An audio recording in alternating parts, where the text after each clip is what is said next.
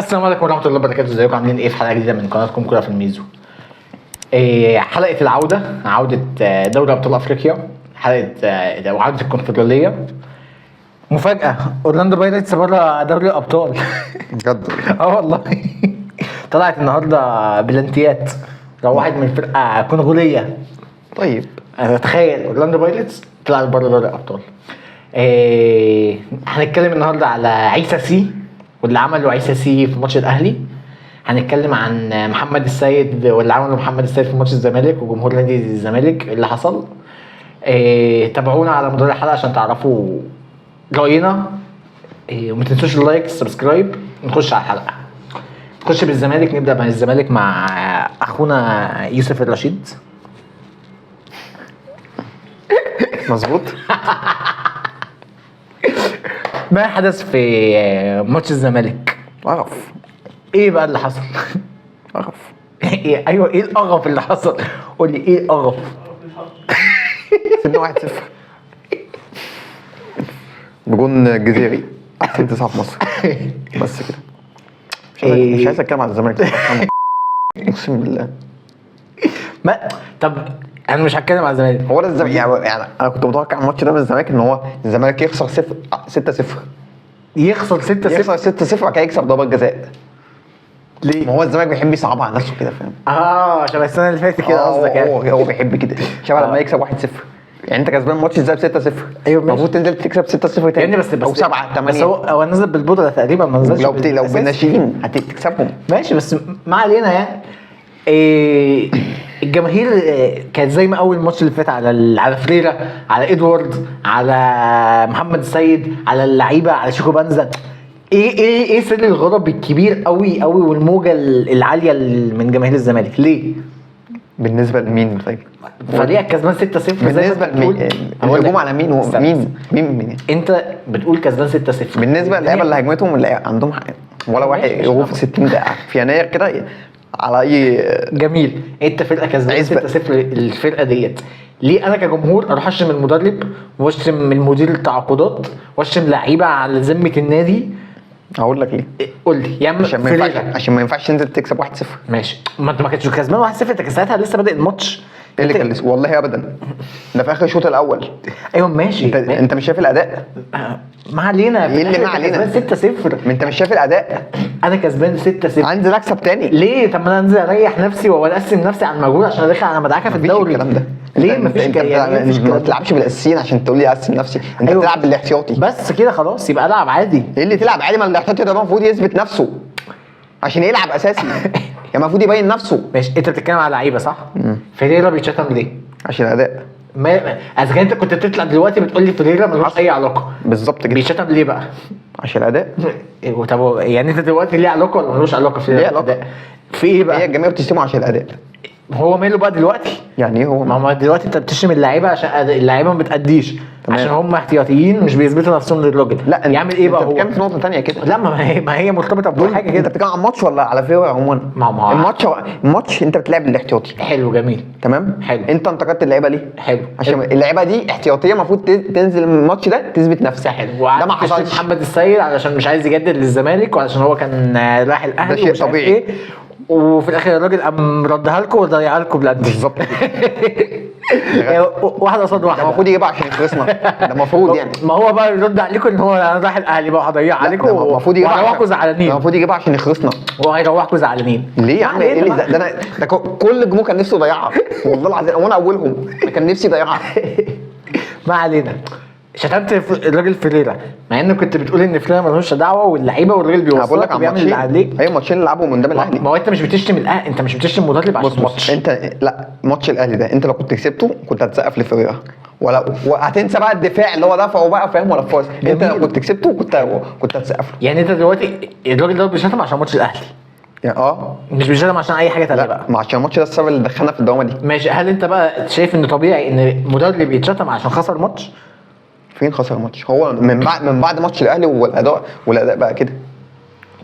ماتش الاهلي انت لو كنت كسبته كنت هتبقى نفسيا حاجه ثانيه. حلو. ولا لعيبه في الاخر ولا لعيبه هتتشتم ولا مدرب هيتشتم ولا اي حاجه. ماشي، في الاخر انت ضيعت عليك ماتش ب3 بونت عادي. ماتش الاهلي ب3 بونت. أيوة. ماتش زي مثلا زي غزل المحله لو كنت لا خسرت لا منه. مش زي يا باشا، ما ينفعش تخسره. ليه ما ينفعش؟ ايوه يا عم، انا عندي اخسر ماتش المحله بس ما اخسرش ماتش الاهلي. وانت بالنسبه لك تخسر ماتش المحله بس ما تخسرش. ماشي. والكداب اللي ما بيقولش غير كده. جميل، انا معاك في الكلام ده، بس في الاخر انت ممكن تتدارك الموقف، لان 3 بونت كان ممكن بعد كده تروح تكسب لا يا وتبقى اداء ومش الماتش غير اي ماتش. انا بالنسبه لي اخسر كل ماتش بقى في الدوري بس اكسب الاهلي. ايوه يا عم، انا بالنسبه لي كده. دي عقليه. عليا بقى زي ما ماشي. قول زي ما انت عايز تقول قول. جون ادوارد ماله بقى؟ جون ادوارد يتشتم ليه؟ عشان هما سايب على المدرب. عشان لسه ساكت على المدرب. يعني ايه لسه ساكت على المدرب؟ هي الجماهير عايزه تمشيه خلاص. عايز تمشي مين؟ المدرب. ايوه ماشي، المدرب يمشي ما هو جون تعاقدية بقى. ما هو جون ادوارد هو اللي اتفق معاه ان هو هيكمل يعني تمام. بسبب ماتش هل لو كان في فلوس في ماتش الزمالك الجونة. هل لو كان في فلوس في الزمالك واللعيبه دي كانت بتاخد فلوسها والحاله مستقره، هل ده هيبقى كان شكل الزمالك؟ يعني جون ادوارد ملوش علاقه. طب ماشي، هو مدرب برضه بس المدرب ملوش علاقه بالفلوس. يعني ايه ملوش علاقه بالفلوس؟ انت عايز مدرب على مستوى عالي. طب ما الراجل كان عامل مستوى عالي معاك. انا بتكلم على الاداء اللي بدا يظهر. طب ما الراجل هو مفيش مدرب هيكمل هو توب. انا هقول لك على حاجه، هو في لاعب المدرب مع الوقت هيبان. ماشي هو المدرب ما كملش شهرين. يعني المدرب ممكن يديك اول لما يجي 5 ماتشات حلوين تقول لك بس ده مدرب، بعد كده يبدا يخرف ماشي كده يبان على حقيقته. فيريرا لعب ماني ماتش وحش. انا مش شايف ان فيريرا لعب معاك اي ماتش وحش اللي هو تقول بقى ده دون المستوى ويمشي. فيريرا ما لعبش الماتش ده. ماتش الاهلي ليه يا عم؟ ده الاهلي. ناصر الماهر هو اللي ضيع ماتش الاهلي، خوان بيزيرا اللي ضيع ماتش الاهلي، عدي الدباغ هو اللي ضيع ماتش لعيبه ومدرب. ما انا قلت لك ساعتها لعيبه ومدرب. قلت لك اول حاجه لعيبه وتاني حاجه ايه؟ جميل مدرب. هل المدرب ليه ايد في حاجه تانية غير ماتش الاهلي؟ هل انت شفت بقى مستوى منعدم؟ الماتش اللي فات بتاع مين؟ الماتش اللي فات بتاع الكونفدراليه ده انا ما شفتش مستوى يا ابني. ما هو انت كسبان 6 يا ابني. ما فيش حاجه اسمها كده. انت كسبان 6. انا اقولها تاني. ما انت كسبان 6 وبتلعب بايه؟ بالبودل. المفروض البودلة دول يعملوا ايه عشان يلعبوا؟ طب ما هو دوت بديل مش راجل اساسي فعادي. يا ابني البديل ده المفروض ينزل يثبت نفسه. ايه المفروض بقى؟ ايه المفروض؟ ما انت المفروض كنادي برضه انت بتديني فلوسي تضمني حقوقي. ما فيش الازمات دي كلها. في نقطه ثانيه. لا ما هي في الاخر نفس النقطه. لا انت في الاخر بتتمحور على نفس والله ما نفس النقطه. لا وهي مش نفس النقطه. طب ما الاساسي برضه مش بياخد فلوسه. ماشي جميل. وكسبان 6. بس في الاخر انا اساسي ممكن اروح السعوديه ولا ممكن فريق تاني ياخدني فهقوم رايح هلعب هبقى جميل. وبعدين انت في الماتش اللي كسبان 6 مين كان بيلعب عندك اساسي؟ ما كانش في اي حد بيلعب اساسي. كله اساسي. ما كانش في حد بيلعب اساسي والله كله اساسي. مين ما كانش بيلعب اساسي؟ يا ابني صبحي كان بيلعب. الجزيري ما كانش بيلعب الماتش دوت. الجزيري مش اساسي. ايوه ماشي وكان لعب الماتش ده. احمد شريف لعب الماتش ده اساسي. ايوه لعب اساسي. احمد شريف الماتش الجاي هيكون اساسي. ايوه بس هو ما كانش اساسي. شيكو بنزا. ما شيكو بنزا لعب مش اساسي. ما كانش اساسي. نزل بديل. بس انت بتتكلم في الاخر انك انت بتلعب كمنظومه.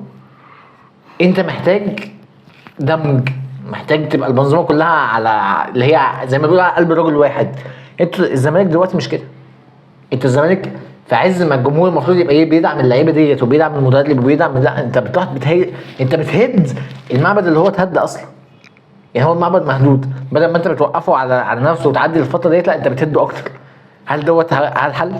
هل الحل انك بتشتم الناس وبقى مستني بقى يبقى ده طب فين الاداره بقى من كل ده؟ الاداره مالهاش دعوه. الاداره تعمل ايه؟ يعني ايه الاداره مالهاش دعوه؟ ما خلاص. هم شغلتهم جايين يعملوا ايه؟ هم جايين يصلحوا حاجات هم جزء منها بس 3/4 مش جزء يعني منها. ايه هي؟ الديون اللي على الزمان. فين بقى؟ عملوا ايه؟ ما عملوش حاجه. بس يبقى ايه لازمتهم؟ ما لهمش لازمه. بس ايوه طب انا معاك في النقطه دي. بعد ما غروا في داهيه ايه اللي هيحصل؟ يجي حد يا عم يشيل يا عم. مين هيشيل؟ ايه اللي مين هيشيل؟ في ناس كتير هتشيل. مين هيشيل؟ في ناس كتير تشيل. يعني انت بتتكلم دلوقتي انك الاداره لو اتغيرت فكل حاجه هتظبط في الزمالك؟ بنسبه مش كلها، بنسبه كبيره في حاجات هتشيل.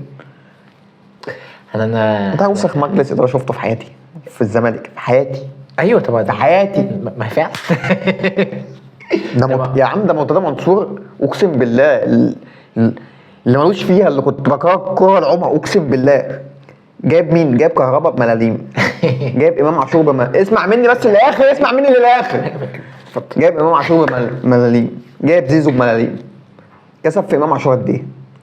كسب في كهربا اللي اكتر حد دخل الزمالك فلوس على قفاه كهربا، اقسم بالله. مرتضى منصور خلي بالك من احسن الناس اللي مسكوا الزمالك، والله ما بهزر، عشان هو عمل كوارث. مفيش غير هو عمل كوارث، بس ككوره لا، هو مرتضى منصور كان عادي بالزمالك. الزمالك كسب معاه كونفدراليه، كسب معاه سوبر افريقي، كسب معاه دوري، كسب معاه كاس، بس كعقليه لا، هو عقليته كانت وحشه، بس في الاخر هو عمل مع الزمالك تاريخ، عمل مع الزمالك، جاب لهم بطولات. في عز ما كان الزمالك ما ياخدش دوري، في عز الزمالك كان 13 دوري الاهلي متتالي، لا اخد دوري مع الزمالك، لا مش واخد 2 كمان قبل ما يمشي بتاع 2015. بعد كده هداها على فكره مش مهم، بس انت في الاخر اخدت دوري. بعد كده قبل ما يمشي بتاع 2021 و2022 اخد الدوري برضه. فانت بتتكلم ان هو اخد بطولات مرتضى منصور، فانت بتتكلم انه الحاجات دي جت تباعا من بعد دوري ابطال 2020. الحل الزمالك وصل له من بعد 2020، بعد ما الزمالك ما نزل النزله ديت، الزمالك ما قامش.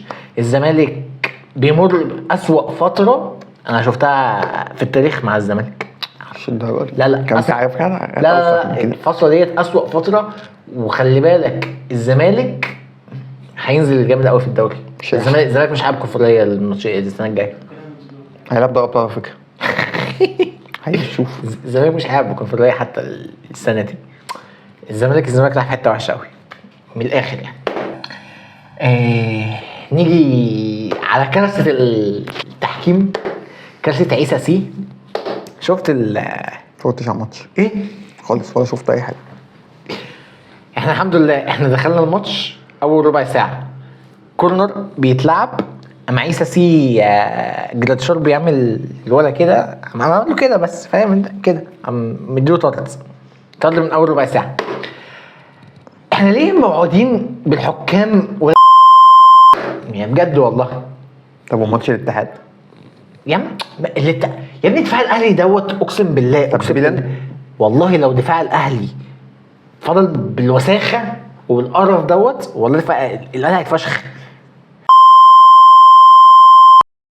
الاهلي وحش يا ابني. انت اجي النواره ديت قسما بالله مضيعه فرصتين 3. لو الناس دي بيلعبوا كوره عندهم كوره وماتش 0-0 كانوا يبقى كسبان 3-0.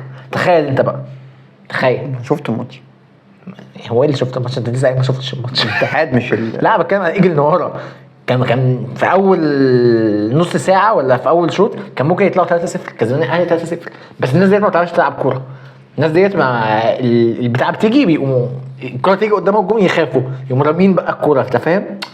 فالناس ديت احنا عندنا ستر ربنا.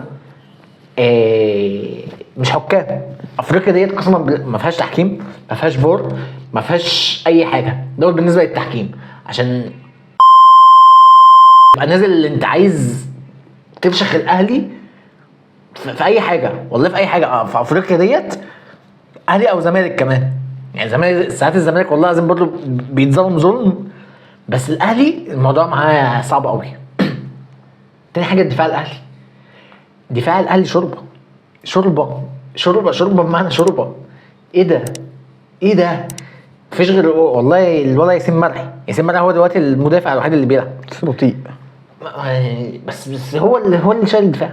احمد رمضان بيكهام ده تعبان يا قلبي خالص. بيكهام اللي بيخلي دفاع الاهلي ليه شكل شويه مروان عطيه. تخيل انت بقى مروان عطيه من ساعه ما رجع بسم الله ما شاء الله هو بدا يفوق، هو اللي مسك اللعب، هو دلوقتي اللي بقى بيضيع الفرص اللي علينا، هو دلوقتي اللي بقى بيشيلها. فتخيل انت يعني انت وياسر ابراهيم لما بينزل محمد هاني دفاعيا وحش، كوكا دفاعيا وحش، شكري راجع النهارده، اتمنى ان شكري يرجع ويثبت ويبقى هو الباك الشمال. ديانج خلاص، ديانج روح شوف لك نادي. هو عايز يمشي اسبوع، مستوى وحش وحاشه باين اول انه عايز يمشي. مستوى وحش يا راجل. لا لا لا لا لا لا مش ده ديانج. عبد القادر النهارده لعب ماتش جامد قوي الصراحه. عبد القادر كان هتبقى خساره قوي لو انت خسرت عبد القادر. الراجل دوت الصراحه لو ايه ان شاء الله يجي الزمالك يا عم. اقعد يا عم، انت عارف بجد اللعيبه اللي عندك بيجهزوا لنا اقعد. فعبد القادر لا الراجل بسم الله ما شاء الله، بسم الله ما شاء الله، ربنا يحميك يا ابني من الاصابات وترجع وتلعب مع المدرب دوت، لان ولا المدرب هيلعب دوت- اساسي، المدرب ده شكله مقتنع بيه، ولا هيلعب اساسي، شكله مقتنع بيه، بس مش هيلعب اساسي، الله اعلم. والله ما هيلعب اساسي، يا عم ما تعرفش بالله. والله ما هيلعب اساسي. ماشي.